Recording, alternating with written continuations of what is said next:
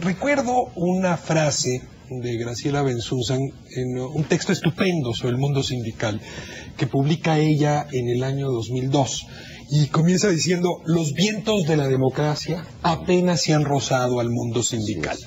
Eso es de 2002, estamos en 2008 y yo creo que la frase sigue siendo vigente.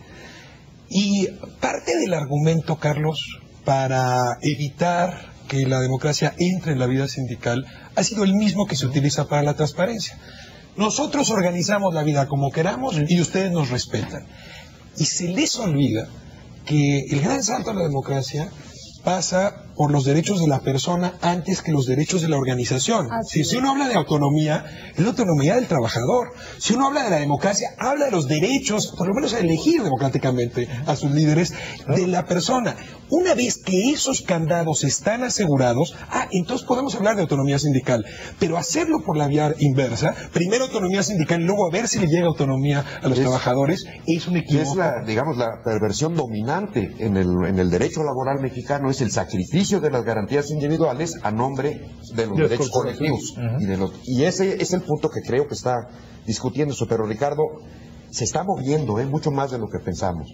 El miércoles, que creo que es pasado mañana, la Suprema Corte va a debatir una contradicción de tesis sobre el voto secreto en las competencias por la titularidad de los contratos colectivos. Porque hay ya diferencias de criterio en los tribunales colegiados. Y se está discutiendo. Ya la Suprema Corte estableció que el monopolio de un solo sindicato en el sector público, en cada una de las secretarías, también es anticonstitucional. De hecho, por eso hoy tenemos 2 federaciones en el sector público. Es decir, hay una serie de engranajes que se están moviendo a partir justamente de los derechos fundamentales. Yo pongo una nota a pie de página, nada más para seguir con lo que decía Jesús. Tenemos 2 federaciones en el sector público y un sindicato de maestros. En el caso del sindicato de maestros, que no haya más que un sindicato. En el caso de la federación está la del Bester y la otra. Además, no está más en esa línea de argumento. Estos actores que pueden, por la vía judicial, hacer valer sus derechos constitucionales, en general son estos mismos actores con la fortaleza de organización para poder llevar el caso, pero no genera fácilmente una apertura para los otros. Eso va a requerir una transformación legal. ¿No es muy revelador que estos pasos hacia la apertura, estos pasos, digamos, muy incipientes hacia el pluralismo sindical, sean a través de la pista judicial?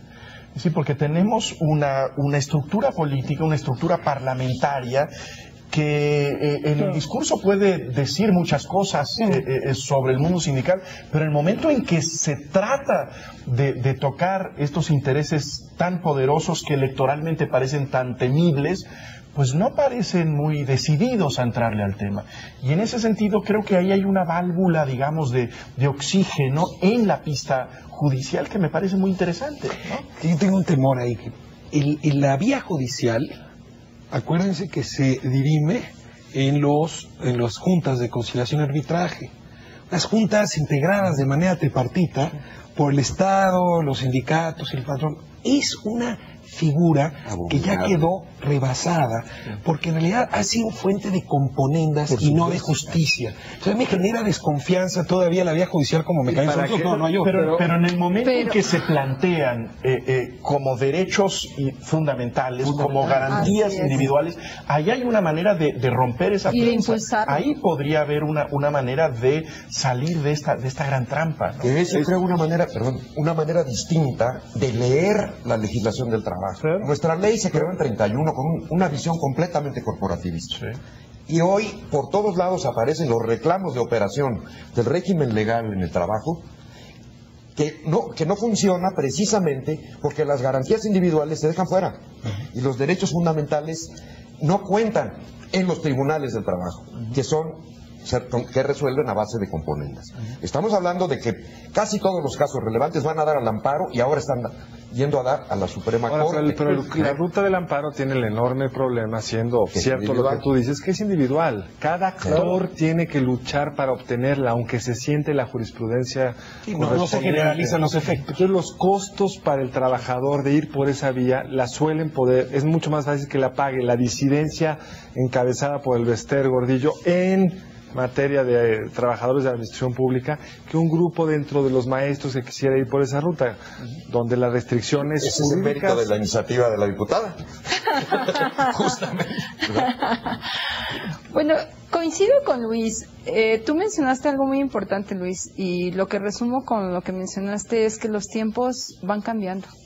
Y a veces la presión que se siente alrededor es la que hace que las cosas salgan a la luz y se planteen en la mesa. O sea, hay muchos detalles que en el pasado se propuso o siempre ha sido lo que detiene esto, ¿no? La autonomía sindical, que dices, bueno, y la autonomía, ¿y qué con las garantías individuales del individuo? Porque pues primero es el individuo, ¿verdad? Y después, como mencionamos aquí, son las asociaciones. Pero yo considero que hoy con este mundo globalizado, con todo lo que se está dando, con los medios de comunicación que ustedes pues hacen su labor, el ciudadano, el trabajador, ya no está dispuesto a seguir cediendo. Yo creo que esto es algo que se requiere y yo estoy segura. Hay muchos líderes que lo hacen. Esto no significa que existan sindicatos que no presenten sus declaraciones como deben de ser a sus agremiados. Pero esto es para aquellos que no lo hacen. Entonces, nos meten en un mundo competitivo. Pero incluso, Beatriz, va más allá de que lo presenten, como es con las empresas donde proteges al accionista minoritario. Claro. Así es. Tiene que ser con ciertos controles de que esa información es la adecuada, claro, que se pueden revisar las cuentas, claro, y que va junto con el otro tema que mencionabas tú, Luis Emilio, que es el tema de la democracia al interior de la institución, no solo en la elección de sus líderes, sino en sus principales acciones. ¿Cuántos sindicatos sabemos que van a huelga y resulta que la base no está realmente de acuerdo? Están de acuerdo los más allegados. La ley actual obliga a los comités ejecutivos a informar cada 6 meses sobre las finanzas del sindicato. Así es, 2 veces al año. Hagamos la lista de los documentos que no están. No está la lista del padrón de afiliados. Claro, nuevamente, porque si había padrón de afiliados, si era público, entonces el Estado iba a aplastar a ese padrón. Bueno, el hecho es que ese padrón no lo conocen ni siquiera los afiliados. Ojo, ¿Cómo la jurisdicción federal ya es público. Ya hoy se vuelve está público. En internet, en la jurisdicción federal. Y hay un intento de la Secretaría del Trabajo para avanzar, pero Emilio, van en el 20% los padrones publicados. Los convenios colectivos de trabajo no se conocen. Pero la Secretaría del Trabajo están subiendo. Está trabajando ¿Por qué no nos detenemos en un momento para tratar de registrar cuál es el nivel de opacidad del mundo sindical y después ver qué alternativas podrían plantearse? En un momento regresamos.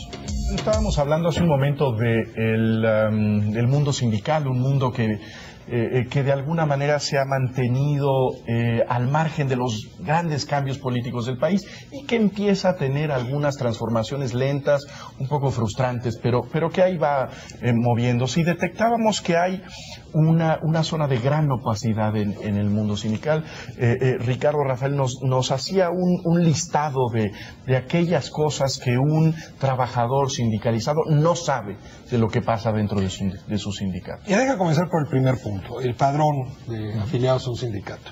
Lo que habría que decir para poner esto en perspectiva es que el 90% de los sindicatos en este país son lo que se llama sindicatos blancos. No existen, son de papel, son contratos de protección que el empleador contrata con el líder, se inventa el sindicato y luego se puede inventar también la lista de afiliados y a partir de ahí gobernar al infinito. Incluso estos señores que administran estos contratos de protección han hecho fortuna vendiendo este servicio. En el momento en que los padrones se vuelvan públicos, nos vamos a dar cuenta, porque insisto, van el 20% de avance, nos vamos a dar cuenta de la dimensión que esto implica. No hay sindicatos que protejan trabajadores porque son sindicatos hechos a modo, nada más. Déjame detenerme en esto. Ahora, a mí me gustaría retomar una cuestión que tiene que ver con lo que dice Ricardo y que se mencionó en el primer bloque. A ver, ¿por qué de esta disposición aparente para entrarle a la discusión? Bueno, porque el número de afiliados reales se está cayendo al piso. Es decir, el sindicalismo empieza a ser un fracaso. Por más que se voltee a ver a las nuevas organizaciones, el porcentaje de la población económicamente activa que está afiliado puede estar alrededor del 6%, el 6 y el 10%. Pero todos pagan cuota federal. Bueno, pero no funciona. O sea, te pueden estar pagando cuota, pero hay algo ahí que no les está jalando. Segundo, en los datos que salieron a partir de la apertura, digamos, del acceso a la información, es que ni siquiera conocen a sus líderes. un buen porcentaje de los trabajadores no saben quiénes son sus líderes. Es que no son sus líderes. Bueno, a los líderes formales. Decía Ricardo, un líder que se inventa el sindicato.